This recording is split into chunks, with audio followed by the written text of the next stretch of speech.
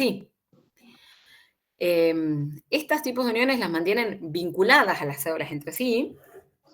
Una inicia la interacción, la otra genera una interacción un poquito más fuerte, y a su vez tienen diferentes funciones en relación a, este, a la supervivencia celular, al tipo de inhibición por contacto, etcétera, etcétera. Esta va a estar más vinculada a la resistencia y la atracción porque está vinculada a los filamentos intermedios, en tanto que la unión adherente, ya saben, vinculada más a la proliferación, a la migración, porque está vinculada a los filamentos de actina. Ahora bien, cuando es necesario mantener, por ejemplo, la polaridad de los epitelios y la identidad de cada dominio de membrana, yo no necesito solo vincularlas a las células entre sí, sino necesito que la unión entre ellas sea lo suficientemente estrecha como para no permitir que pase nada en el espacio paracelular, y de esta forma mantener la polaridad de los epitelios, ¿sí? Entonces, fíjense, esta es una representación de lo que sería un tejido epitelial intestinal, ¿sí? El epitelio intestinal. Ya deben estar familiarizados con esta imagen, con esta representación. Una célula polarizada, o sea, lo que conocemos como célula polarizada, es decir, con diferencias entre sus diferentes dominios. Y en donde, fíjense, en este caso tenemos importantes grados de especialización, porque tenemos una superficie apical o luminal encargada de la absorción de nutrientes. Esto lo conocemos como lumen del intestino, la luz del intestino, a donde llegan, o sea, esto tapiza de un lado la barrera intestinal y del otro lado tenemos otra barrera de células como esta. Ustedes recuerden que esto es un tubo, hueco cuando no hay alimento. Bueno. Entonces, y para acá está la sangre, o sea, desde este lado está el alimento, se absorbe y pasa a sangre. Entonces, es lógico pensar que las proteínas transportadoras que aparecen en este dominio de membrana no sean las mismas que aparecen aquí. Porque fíjense que yo tengo que, por ejemplo, transportar glucosa desde un sector en donde, en algunas circunstancias, la concentración de glucosa es baja. Tengo que llevarla contragradiente hacia dentro de la célula donde la concentración es alta. Y en este caso sí, por difusión, puede pasar la glucosa hacia el torrente sanguíneo porque va de mayor a menor concentración. Entonces, de ninguna forma, este transportador activo que capta glucosa contragradiente puede ser el mismo de este transportador pasivo que simplemente deja difundir a favor de gradiente la glucosa. Para que esta polaridad y esta funcionalidad se mantenga, yo no necesito solo mantenerlas unidas entre sí a las células, sino que necesito, teniendo en cuenta de nuevo que la célula es tridimensional y la membrana es un mosaico fluido, necesito ocluir el pasaje paracelular. ¿Por dónde puede pasar la célula? Perdón, ¿por dónde puede pasar la glucosa del lumen hacia la sangre? Puede pasar por transportadores que luego lo transporten al interior de la célula y que luego vaya al torrente sanguíneo. Esto se conoce como transporte celular, pero también puede pasar por un transporte paracelular o intercelular, que sería entre las células. Ese transporte está regulado por las uniones oclusivas, ¿sí? Estas uniones se hacen más o menos estrechas entre sí para permitir o no el pasaje de moléculas, sustancias e incluso bacterias desde la luz intestinal hacia la sangre y el resto de los tejidos. Porque en algunos casos en donde yo necesito activamente captar moléculas que están aquí, estas uniones oclusivas se pueden hacer más lábiles. En otras circunstancias, solo necesito que el que esté presente sea el transporte intracelular, a través de la célula. Pero a su vez, estas uniones oclusivas van a ser las que van a evitar que estos transportadores que están en este dominio pasen para aquí y viceversa, ¿sí? Entonces, las funciones principales de las uniones oclusivas van a ser mantener la polaridad de los epitelios, regular el pasaje paracelular de las moléculas y, por lo tanto, van a ser ellas las que van a definir qué moléculas pasan y cuáles no, según las determinadas situaciones fisiológicas o patológicas a las que se expone la célula. De hecho, en ciertas patologías en donde hay una respuesta inflamatoria, estas uniones se hacen más lábiles y, por ejemplo, bacterias que pueden ser potencialmente patógenas pasan de la luz hacia el torrente sanguíneo por estas uniones paracelulares, ¿sí? Y esto puede conducir a problemas, a infecciones severas. Y hay ciertos componentes que refuerzan estas uniones entre sí. Esto simplemente para mostrarles cómo sería el transporte del alimento. Ustedes saben que esto es un tubo hueco, esto es lo que les quería representar recién. Todo este epitelio va a estar recubierto por células epiteliales intestinales como las que les acabo de mencionar. ¿Cómo están formadas estas uniones oclusivas? Básicamente de la misma forma que lo que venimos mencionando, solamente que cambian las actrices. Por un lado vamos a tener estas proteínas que son las claudinas y por el otro tenemos las ocludinas. Hacia adentro, las proteínas de placa citoplasmática van a ser las que se denominan zonula occludens o ZO y después van a estar vinculados por los filamentos de actina, ¿sí? Con los filamentos de actina.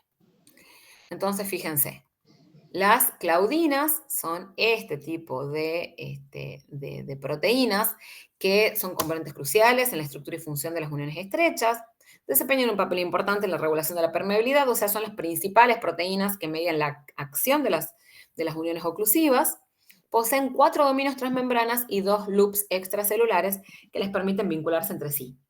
Actualmente se conocen 24 miembros de esta familia. Y también aparecen las ocludinas, que son un segundo tipo de proteína de unión oclusiva, cuya función en la actualidad, o sea, se saben que forman parte de la unión oclusiva, pero las principales y las que verdaderamente sobre las que recae toda la función son sobre las claudinas. Las ocludinas acompañan, no se sabe exactamente cuál sería su función primordial, pero acompañan a la unión y fortalecen la función de permeabilidad y de mantenimiento de la polaridad. Y después de nuevo hacia adentro van a aparecer estas redonditas que van a ser, que se entienda, análogas a las cateninas, análogas a las placofilinas, o sea, son proteínas intracelulares. Y entonces van a vincular estas que son las transmembranas con el citoesqueleto, ¿sí? Sí. Bueno, la última unión célula-célula que vamos a conocer van a ser las uniones comunicantes o uniones GAP. Aparecen en células epiteliales y no epiteliales, como por ejemplo en el músculo. Y permiten, como yo les decía hace un ratito, el acoplamiento eléctrico y metabólico entre dos células. ¿Esto qué significa? Van a permitir el pasaje de moléculas pequeñas. Estas pueden ser o bien segundos mensajeros o bien iones. ¿Y por qué va a ser importante esto? Porque supongamos que llega un estímulo al músculo o llega un estímulo al hígado. Siempre les pongo el mismo ejemplo. Una situación de hipoglucemia en donde el hígado, como principal regulador de la glucemia, recibe un estímulo de una hormona contrarreguladora, por ejemplo como el glucagón, que se une a un receptor de membrana, esto lo vamos a ver en la clase que viene, y desencadena toda una cascada de señalización que termina por ejemplo, aumentar la concentración de un segundo mensajero, que puede ser MP cíclico, que puede ser, hay diferentes tipos de segundos mensajeros, lo vamos a ver la semana que viene, IP3, calcio, etc. Bien, imagínense lo poco práctico, eficiente y lento que sería que cada una de las células hepáticas tuviera que recibir el estímulo de la unión del glucagón, por ejemplo. O sea, una molécula de glucagón para cada célula hepática. Esto no ocurre así. Hay un determinado pulso de hormona que llega hasta el tejido y se une a una cierta cantidad de receptores. Estimula esas células, desencadena la señalización y el segundo mensajero que se forma o el ion que se forma se va a transmitir a las células vecinas por medio de estas uniones comunicantes o uniones GAP. ¿Sí? Entonces, permiten el pasaje tanto de iones como de moléculas pequeñitas como los segundos mensajeros. Por lo tanto, todas las células de ese tejido van a actuar de manera coordinada. No es que una sola se va a estimular y va a tener que responder por todas, y tampoco va a ser necesario que cada una reciba su estímulo para poder responder. ¿Sí? Bien. ¿Cómo están formadas? Están formadas por unas proteínas llamadas conexinas, que son proteínas transmembranas, al igual que como venimos viendo. Fíjense, hay diferentes tipos de conexinas y dentro de una célula las conexinas pueden ser iguales o todas distintas y lo mismo puede pasar con la vecina. Y por lo tanto podemos tener conexones, las conexinas se unen y forman conexones y los dos conexones de células vecinas se unen para formar una unión tipo gap. ¿Sí? Conexina, conexón, unión gap. Los conexones pueden ser homoméricos o heteroméricos y por lo tanto las uniones tipo gap pueden ser homotípicas o heterotípicas. Fácil, ¿verdad? Cuando son todas iguales o cuando son distintas. Ahora bien, bueno, esto va a estar sujeto a recambio dentro de lo que es la unión tipo gap. Se van a ir intercambiando, tienen un tiempo de vida media corta. Y lo interesante de estas uniones de tipo gap es que no todo el tiempo van a responder de la misma forma. Es decir, van a estar sujetas a una intensa regulación. En algún momento la célula necesita acoplarse metabólica y eléctricamente y por lo tanto las uniones gap van a estar abiertas. Pero en otras condiciones, las células del tejido se van a preservar, porque podría ser que ese ion o esa molécula que intenta pasar sea una molécula tóxica para la célula. Y en ese caso, las células van a ser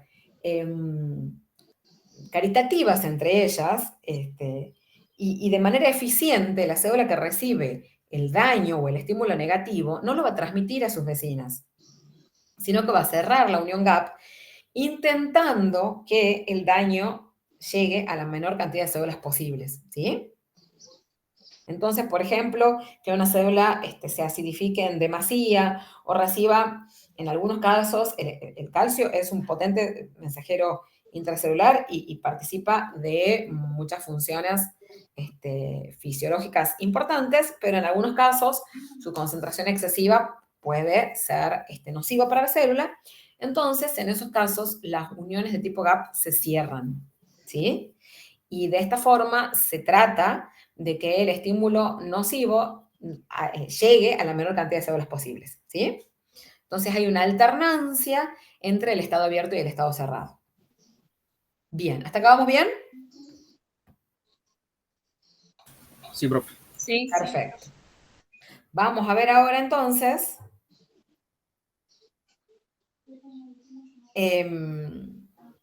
vamos a ver entonces, ahora que ya hemos conocido las cuatro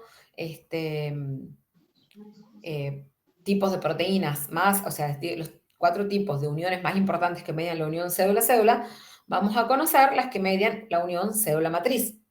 Ya hemos conocido a su vez que las proteínas que participan de estas van a ser las caderinas, también van a ser las ocludinas y claudinas en el caso de las uniones oclusivas, y después venían las conexinas, ¿se acuerdan? Después cuando vean el cuadrito ese del inicio que era feíto, ahora les va a servir para repasar todo esto. Ahora bien, habíamos dicho que ya sea que el tejido sea conectivo o el tejido sea epitelial, siempre hay una matriz extracelular que lo rodea y que permite el anclaje de este tejido. En algunos casos esta matriz extracelular va a ser muy importante, como en el tejido conectivo, y en otros casos va a ser menor, más pequeña, pero igualmente importante, como en el tejido epitelial, ¿sí? Entonces, en ese caso, la célula va a tener que tener un anclaje importante con esa matriz extracelular. Esta interacción va a ser importante para mantener la homeostasis, es decir, el equilibrio. Homeostasis es prácticamente sinónimo de equilibrio. La homeostasis tisular, tisular viene de tejido, ¿sí? Les decía recién, ¿de qué depende de que cuando se dañe un epitelio, se dañe la piel? Que probablemente sea lo más sencillo que uno pueda interpretar. Continuamente estamos sujetos a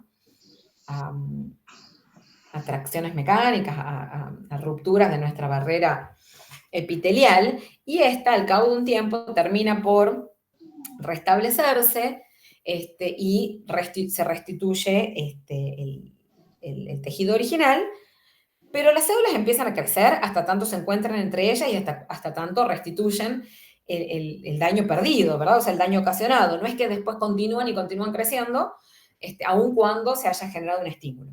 Eso sería la homeostasis tisular. De lo contrario, aparecería, por ejemplo, un tumor, ¿no? También son importantes la diferenciación de las células madres, porque ya habíamos dicho que son transductoras de señales. Ahora vamos a ver particularmente las integrinas, que son una de esas proteínas transmembranas. Van a recibir estímulos de afuera y desde adentro. Van a participar del desarrollo embrionario y también del cierre de heridas. Las dos tipos principales de unión célula matriz que vamos a conocer van a ser los hemidesmosomas y las uniones focales. Los hemidesmosomas, como su nombre lo indica, es como si yo mirara la mitad de un desmosoma. Recuerden que en el desmosoma, del otro lado, yo tendría una estructura similar, pero acá intervendrían las proteínas caderinas que se unirían con otras caderinas. En este caso, la proteína transmembrana que participa se denomina integrina. Las integrinas son unas proteínas fantásticas que actúan como verdaderos receptores. Fíjense que tienen, de nuevo, dominio transmembrana, dominio citoplasmático para participar de la unión con proteínas de placa citoplasmática, que en este caso se une a los filamentos intermedios. Ustedes siempre que vean filamento intermedio ya van a pensar, van a estar sabiendo que la función principal va a ser resistencia a la tracción mecánica.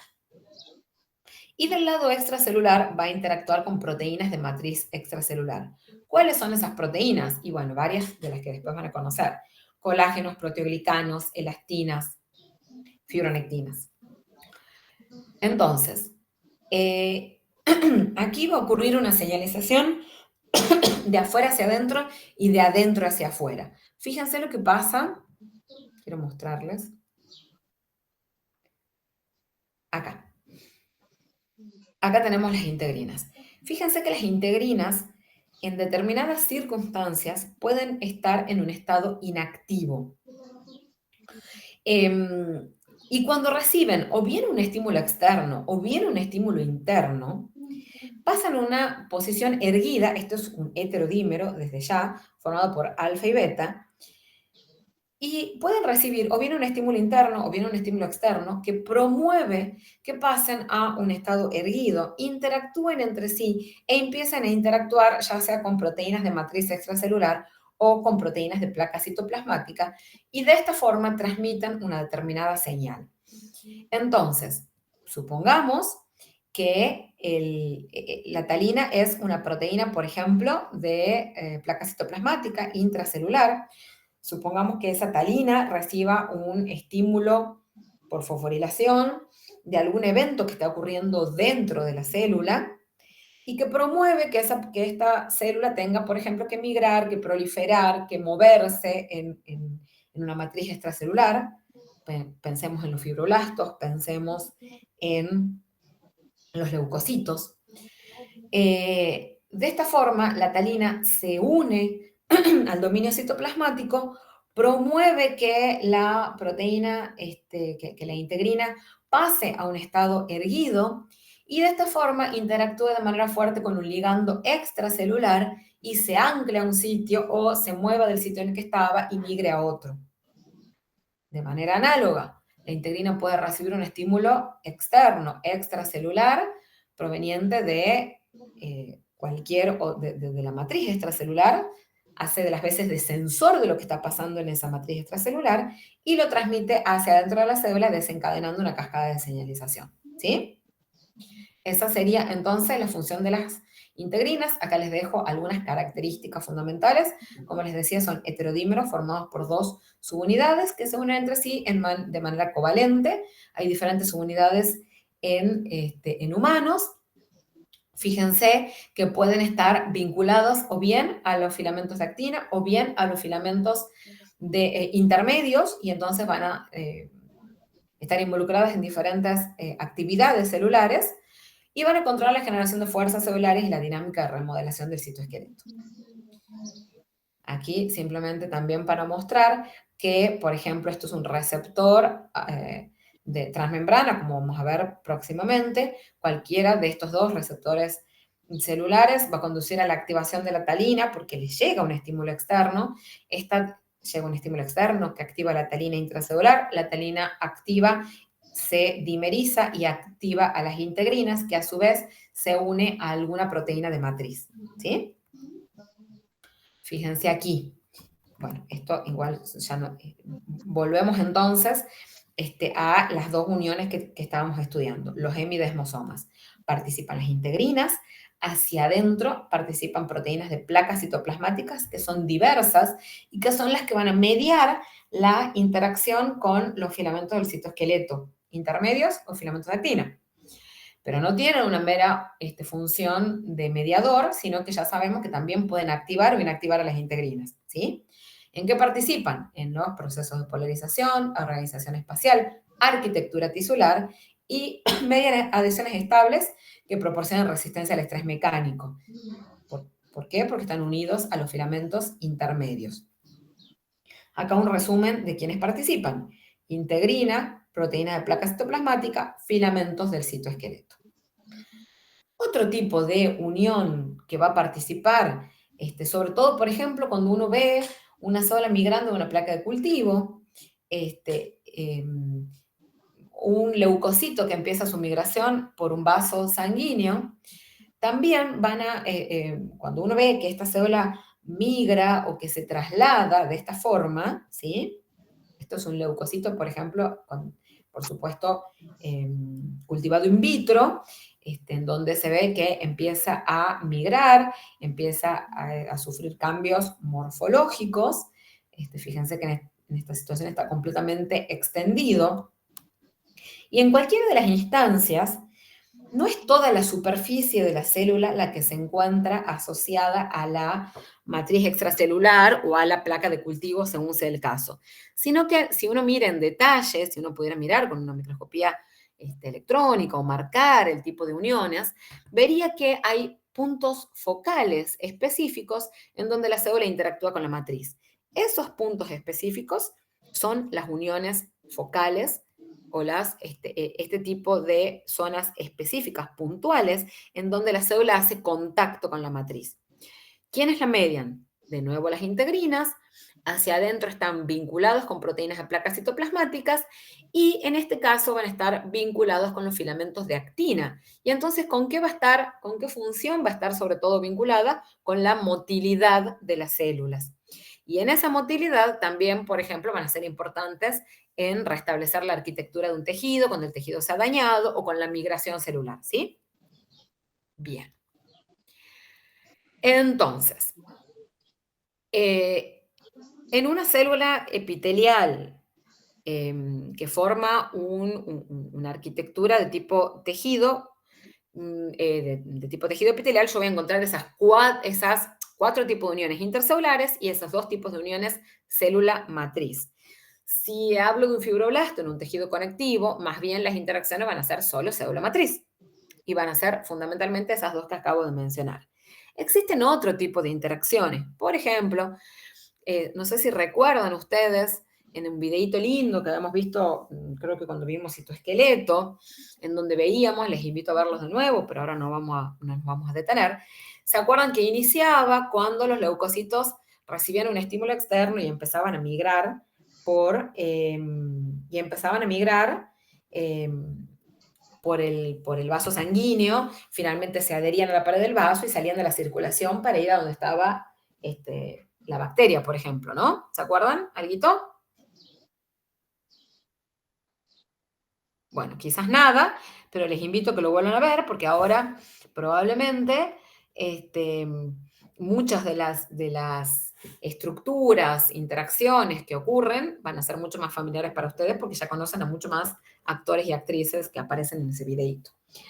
Pero si se acuerdan, al inicio de ese video, lo que ocurría entonces era que ese leucocito, ese glóbulo blanco, que primero iba feliz por el torrente sanguíneo, recibió un estímulo y ese estímulo hacía que empiece a interactuar primero de manera un poco laxa con el endotelio. El endotelio es la pared que recubre el vaso sanguíneo, que está forrada por células, es un epitelio.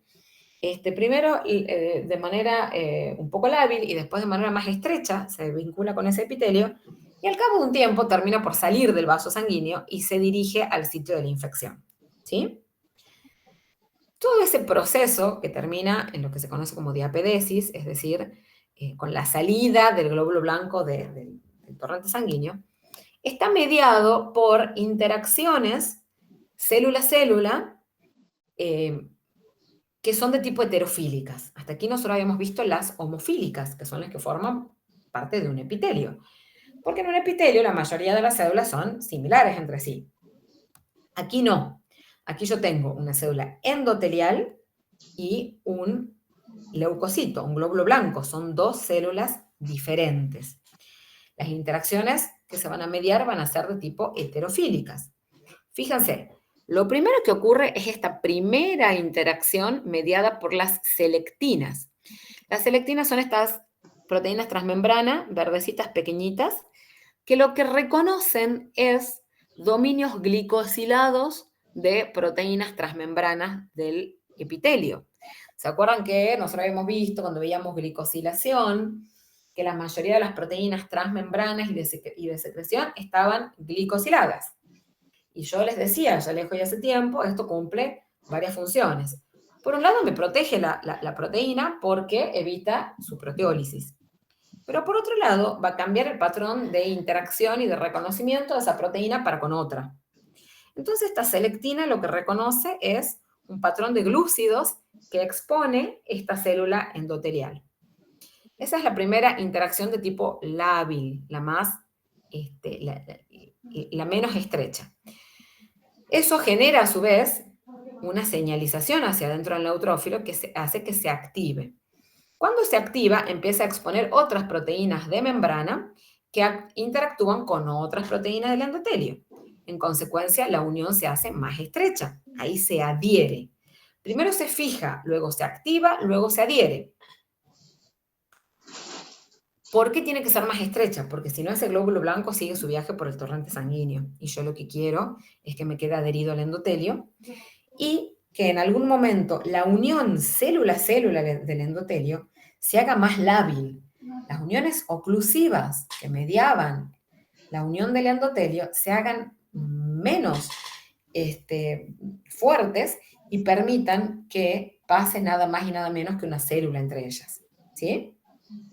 Entonces, la primera interacción está mediada por las selectinas, luego participan uniones de interacción célula-célula y después participan las integrinas. Fíjense que las integrinas primero pasan de un estado inactivo a un estado activo y que la integrina no solo va a estar vinculada con la interacción célula-matriz, sino también célula-célula. ¿Me siguen hasta aquí? Sí, profe. Profe, Sí. ¿la integrina en qué paso? Porque ahí he dicho que se activaba y se desactivaba, ¿no es cierto? Sí. En un estado inactivo y después, sería activo cuando en la activación del neutrófilo. Fíjense, sí, exactamente. Lo primero que pasa, porque el neutrófilo tiene un par de proteínas transmembranas ahí que van a mediar su actividad. Este endotelio se activa primero y empieza a exponer una serie de proteínas glicosiladas que median la primera interacción. Cuando ocurre esta primera interacción, el que se activa es el neutrófilo. Y cuando se activa el neutrófilo, empiezan a activarse, por ejemplo, las proteínas ICAM. Y después viene la activación de las integrinas. Fíjate que este es el último paso. El de las integrinas es el último paso. Aquí las integrinas están, o sea, aquí están inactivas, aquí ya están activas y esa integrina activada participa de la unión con la ICAM. No sé si lo llegan a ver, porque Sí, es sí. pequeñito, pero fíjense que es secuencial. Primero la selectina, en la primera fijación, primera interacción lábil, débil. Después continúa la interacción y empiezan a participar las selectinas. Perdón, empiezan a participar las ICAM que se exponen y las integrinas que originalmente estaban inactivadas, ahora se activan y terminan por asociarse de manera un poquito más estrecha con las ICAM, que son del endotelio. Esta es ya la etapa como más de interacción más profunda y a su vez en este endotelio están pasando cosas que hacen que las uniones oclusivas, que serían como mucho más estrechas, para no permitir que pase ninguna célula, ahora se hacen más lábiles y ahí termina por pasar toda una célula. Por supuesto que ese neutrófilo cambia de conformación y pasa por un espacio que es pequeñito, pequeñito. No pasa todo redondito, gordo. Se hace como bien laminar, pero finalmente pasa. ¿Sí? O sea, hay una serie de cascada secuencial de activación que involucra tanto al endotelio como al neutrófilo, que exponen de manera secuencial diferentes proteínas transmembranas. ¿Sí? Sí, profe, gracias. Bien. Y acá, bueno, por último, la última de las moléculas de adhesión que vamos a conocer, que están involucradas en diferentes tipos de interacción célula-célula, como por ejemplo las células inmunes. Involucra a la familia de las inmunoglobulinas. Probablemente ustedes han escuchado hablar de las inmunoglobulinas que forman los anticuerpos. Los anticuerpos son estas proteínas que participan de la respuesta inmune, en donde reconocían el antígeno y nosotros las usamos, es un mecanismo de defensa del organismo, pero a su vez nosotros lo empleamos, por ejemplo, en biología celular para marcar ciertos componentes, ¿sí? Si yo quiero, por ejemplo, poner en evidencia la estructura del citoesqueleto en la célula en cultivo, puedo tomar un anticuerpo, que es una inmunoglobulina, marcarlo con un fluoróforo.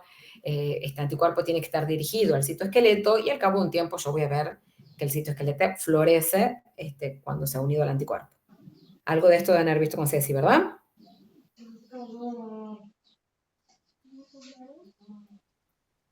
Bueno, básicamente, el sistema inmune, los linfocitos B, para ser más precisos, sintetizan, cuando reciben el estímulo apropiado, anticuerpos específicos que son de naturaleza proteica y que son de la superfamilia de inmunoglobulinas. Puede ocurrir que esta familia de inmunoglobulinas no solo participa, o sea, la familia de inmunoglobulinas es enorme, ¿sí? Es enorme. Dentro de esta superfamilia de inmunoglobulinas van a aparecer los anticuerpos que participan de todas estas reacciones que les acabo de decir y con las que ustedes deben estar un poquito familiarizados, o participan de las uniones célula-célula, ¿sí? Acá simplemente mostrarles que son diferentes familias, que participan en adhesión intercelular, están presentes, por ejemplo, en las células endoteliales, son capaces de reconocer a las integrinas, o sea que son capaces de interacciones heterofílicas, y bueno, y tienen este dominio en forma de Y con una región constante y una región variable, ¿sí? Esta es la región variable, esta es la región constante, son proteínas transmembranas. Bien, con esto termino y se los dejo para que lo analicen en paz y tranquilidad y sobre todo se vayan a votar porque saben que hoy es un día importante porque elegimos todas las autoridades, todas las autoridades de la universidad, se elige decano, se elige rector y bueno, en el caso de ustedes elegirán a sus consejeros, nosotros también. Así que me parece que es un día institucional importante. Yo sé que, porque me remito a mis épocas de estudiante, en donde probablemente habré participado al menos de alguna elección y realmente no sé con cuánto grado de conciencia lo hice, porque uno cuando transita la vida universitaria no necesariamente tiene por qué estar pendiente o sabiendo detalles de lo que es la vida institucional o la vida de gestión. Pero bueno, la realidad es que el voto de ustedes es importante y define la vida institucional de la facultad por 8 años, porque si bien los cargos son por 4, por lo general, salvo circunstancias muy complejas, se suelen renovar. Entonces, bueno, es un día de decisiones importantes. Entonces, es importante que ustedes participen en la medida que voten a quien les parezca votar. Expresión génica, traducción, unión célula-célula, ciclo celular y señalización. ¿Esos serían todos los temas que hay en el programa o queda uno afuera? ¿Alguno? El único que queda siempre afuera, que yo prácticamente ya no lo he considerado en los contenidos mínimos, es el de respuesta inmune. Ah, y el de generación de la fuerza protomotriz, o sea, mitocondria y compañía. Que ese siempre casi se los termino perdonando porque en el primer cuatrimestre con todos los paros y demás no lo he desarrollado. Y como siempre, considero que la base más físico-química la tienen de química biológica, eso me da como tranquilidad espiritual. ¿Sí? O sea, queda una clase más. Señalización. Nos quedan 2 clases más al menos, porque señalización son al menos 2 clases, seguramente, Ok. clase y media. Y después la de ciclo, que bueno, que estábamos con la duda de si tienen o no el video, en Sí, ha cuyo pasado. caso... Mil ¿Ah? perdones. Sí, ha pasado. Allá al principio del cuatrimestre. Ah, muy bien, muy bien. Bueno, en todo caso, lo que sí les ofrezco es que vayan estudiando y tengamos una clase de consulta integradora de ciclo, de lo que necesiten, ¿sí?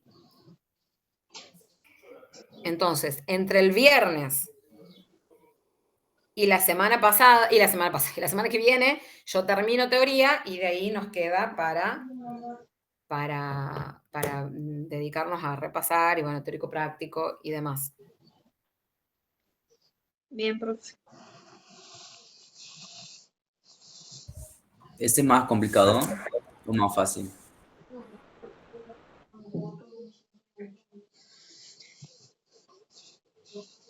Está muteada.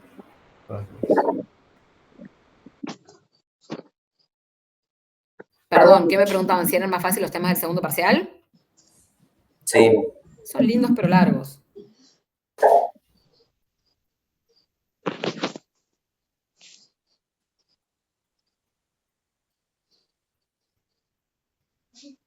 Bien, bueno. Entonces, muy brevemente les cuento. Ya habíamos dicho, ¿verdad?, que tenemos célula y matriz extracelular. Más intensa, más de mayor envergadura en el tejido conectivo y mínima en el tejido epitelial. Fíjense cómo interactúa, o sea, cómo arranca el espacio extracelular. Fíjense estas células, las microvellosidades, que pueden ser las del intestino, por ejemplo. Fíjense, toda esta capa externa de las células son lo que se conoce como glucocáliz. Este glucocáliz no es otra cosa que los hidratos de carbono que surgen de las proteínas glicosiladas en el retículo y en el aparato Golgi. ¿Se acuerdan que la mayoría de las proteínas transmembranas y de secreción estaban glicosiladas? Bueno, estas proteínas transmembranas glicosiladas forman esta estructura que es perceptible, ampliamente perceptible, y que forman lo que se conoce como glucocáliz. O sea, todos los hidratos de carbono que protruyan de las proteínas y también lípidos de proteínas transmembranas forman lo que se conoce como glucocáliz. Y son zonas de reconocimiento para otras proteínas, para células, y también sirven de protección, etcétera, etcétera. Características de la lámina basal, que es esta pequeñita que va a rodear no solo los epitelios, también a las células musculares y adiposas. Se encuentra bajo la superficie de los tejidos epiteliales, de la epidermis o recubrimiento del tubo digestivo y de las vías respiratorias, además de rodear a las musculares y las adiposas.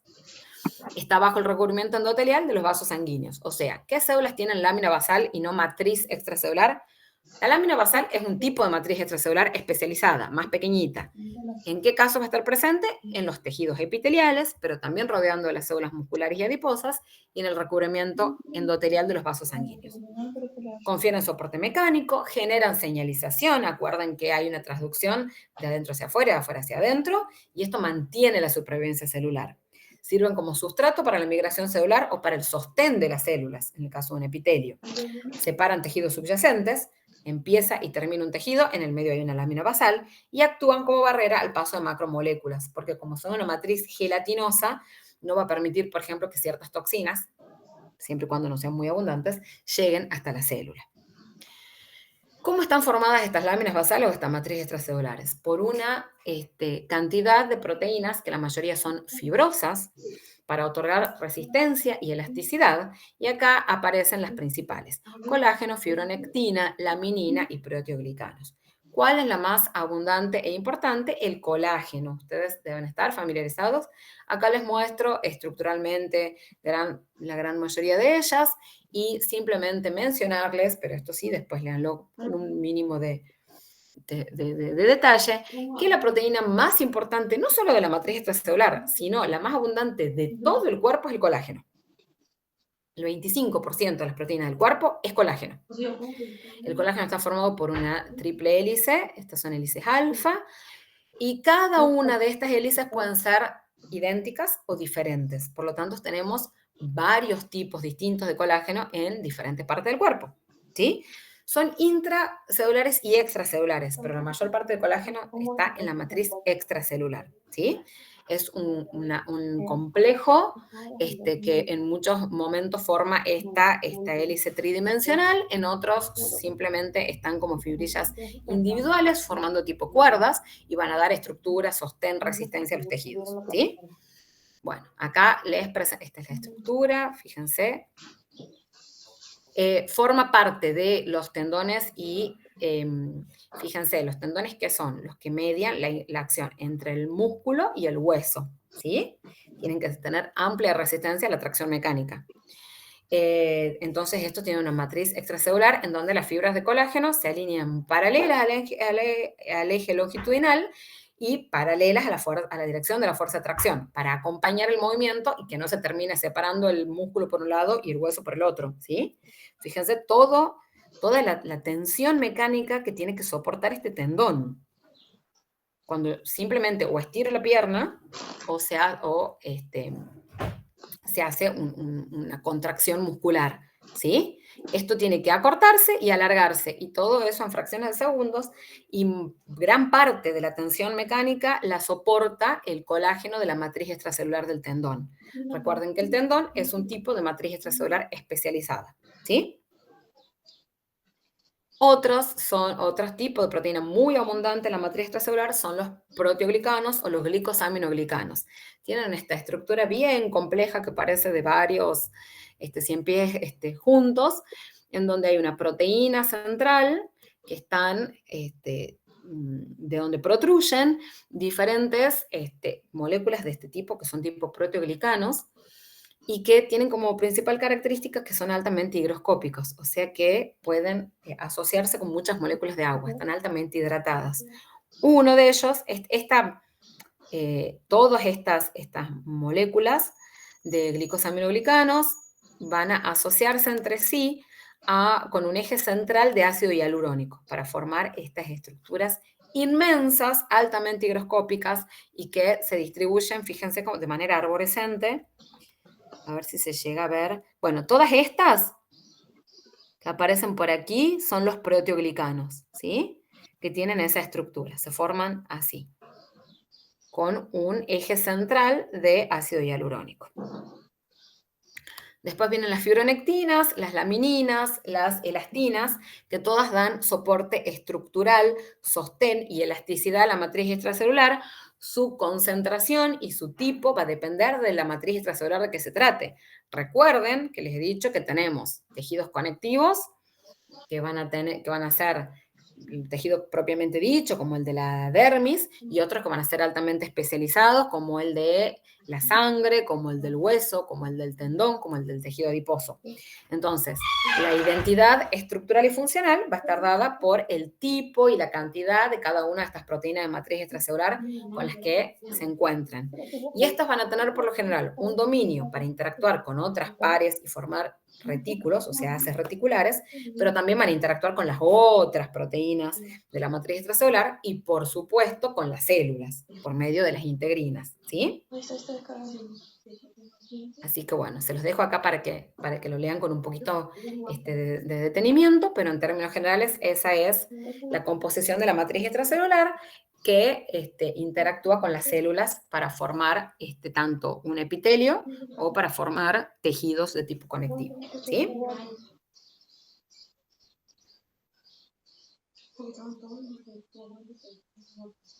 Bueno, nos vemos entonces el viernes a las 9, ¿les parece?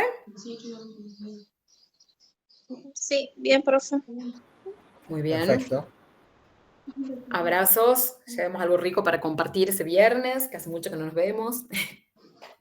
Bueno, nos vemos prontito. Es una clase súper importante, así que traten de no faltar. Les mando un abrazo. Chao, profe. Bueno, que profe. andan. Adiós. Nos vemos. Adiós, Chao, adiós. profe.